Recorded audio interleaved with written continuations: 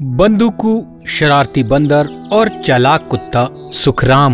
मैं बंदूकू हूँ। बहुत समय पहले की बात है। रामपुर जिले के एक घने जंगल के किनारे गांव बसा हुआ था गोडारी। गांव में घने बगीचे का एक पेड़ था, जहां छुट्टियों में बच्चे फल खाने और खेलने जाते थे। वहां एक बड़ा पेड़ था। उस पेड़ पर रहता था एक बंदर जिसका नाम था बंदूकू। मैं बंदूकू हूँ। वो बड़ा ही नटखट और शरारती था। उसकी एक अजीब सी आदत थी। वहां जब भी गांव के आम के पेड़ पे कोई फल लगता तो वो तुरंत खा लेता, दूसरों को खाने नहीं देता था। वो अपने में ही मगन रहता था। वहीं पास में एक कुत्ता सुखराम भी रहता था। सुखराम हरदम गरम धूप में आराम फरमाना पसंद करता था। उसे जो कुछ भी खाने को मिलता था वो खा लेता था। वो हरदम खुश रहता था। वो अपने में ही मगन रहता था। गांव में सब उसे पसंद करते थे। उसे गांव के बच्चों से भी बहुत प्यार था, लेकिन वो बंदूकू की शरारतों से बहुत परेशान था। एक दिन की बात है, सुबह होते ही बंदूकू ने देखा गांव वालों के आमों के पेड़ पर स्वादिष्ट स्वादिष्ट आम लटके हैं। बंदूकू के मुंह में पानी आ गया। उसने सोचा, अगर मैं सारे आम खा लूं तो सब मेरी तारीफ करेंगे और मुझे ही राजा समझेंगे। इतने में सुखराम वहीं आ पहुंचा। उसने देखा बंदूकू पेड़ के झूले पे आराम फरमा रहा था और सभी आमों को खाने की योजना बना रहा था। उसे यह देखकर बड़ा अजीब लगा। सुखराम वहीं पेड़ के नीचे बैठ गया। उसने सोचा कि पेड़ पर इतने आम हैं, दो चार तो खा ही लूंगा। सुखराम वहीं बंदूकू से आम मांगने का सोच ही रहा था। तभी बंदूकू बोला, सुखराम, ये सभी आम मेरे हैं। मैं ही इस पेड़ के सारे आम खाऊंगा। बंदूकू आम को देखकर मुस्कुराते हुए पेड़ पर चढ़ने लगा। सुखराम वहीं पेड़ के नीचे बैठ गया और मन में सोचा, अगर मैं इस मूर्ख से बहस करूंगा तो नुकसान मेरा ही होगा। बेहतर है चालाकी से काम लो। कुछ देर बाद बंदूकू एक एक कर 10-12 आम खा चुका था।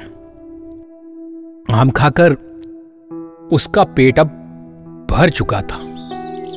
पेट फूल चुका था। अब वह आराम से पेड़ पर झूल रहा था। सुखराम, आम खाकर सोने का मजा ही कुछ और है। तभी सुखराम ने चुपके से कुछ पत्तियां और घास इकट्ठा की। सुखराम वहीं पेड़ के नीचे बैठ गया और बंदूकू को बुलाते हुए कहा, बंदर भाई, अभी दोपहर के खाने का समय पे खाना जरूरी है, लेकिन मैंने सोचा तुम तो पेड़ पर आराम कर रहे हो, क्यों ना नीचे जमीन पर बैठकर आराम से खाना खा लो। तुम भी आ जाओ, नीचे आकर खाना खा लो। सुखराम वहीं पेड़ के नीचे बैठ गया। बंदूकू पेड़ पर चढ़कर उछल कूद कर रहा था।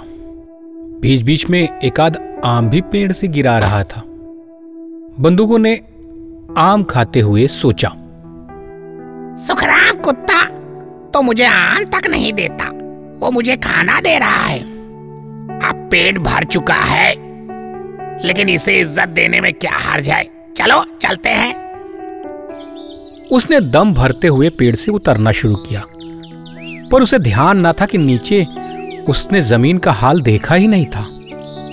जैसे ही बंदूकू नीचे उतरा, सुखराम ने घास और पत्तियों से नीचे गड्ढा बना रखा था। बंदूकू उसी गड्ढे में गिर गया धम से। गड्ढे के चारों ओर सुखराम ने कांटेदार झाड़ियां लगा रखी थी जिसमें वो गिरा था।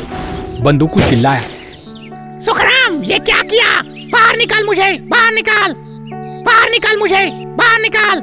सुखराम ने मुस्कुराते हुए कहा, तूने मुझे फल नहीं दिए थे ना, और अब मुझसे बचने के गुहार लगा रहा है। ये बचकानी हरकतें बंद कर। अगर वाकई में एक दूसरे की मदद चाहिए तो पहले एक दूसरे की मदद करना सीख।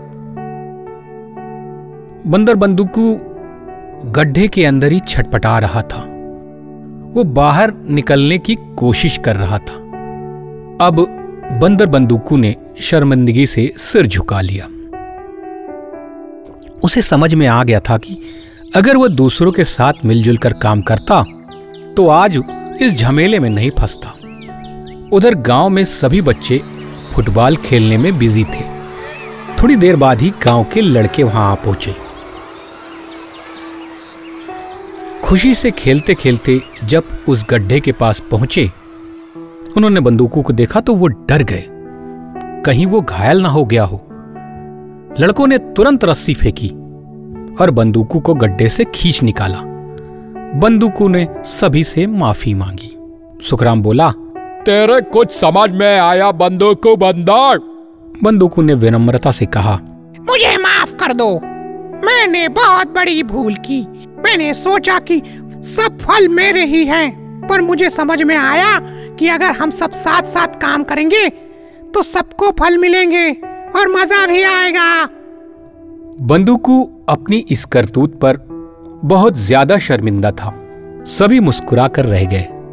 अगली सुबह गांव वाले बंदूकू, सुखराम, छोटा बंदर और सभी बच्चे मिलकर बगीचे का फल साझा करने लगे।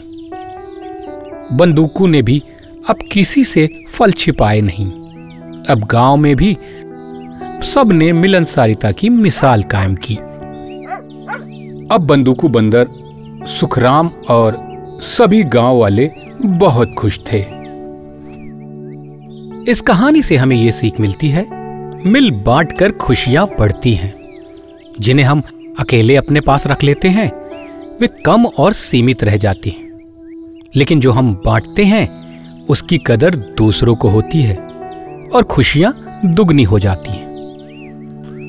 सहयोग और दोस्ती में ही असली ताकत है।